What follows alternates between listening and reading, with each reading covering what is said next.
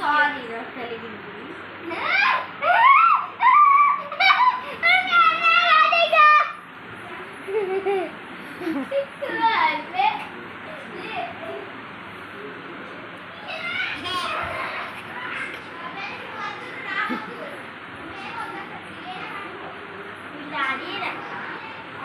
హైదరాబాద్లో ఉంది.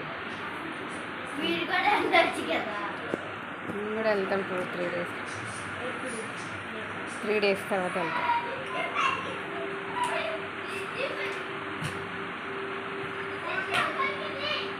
వీళ్ళ డాడీ వస్తారు అప్పుడు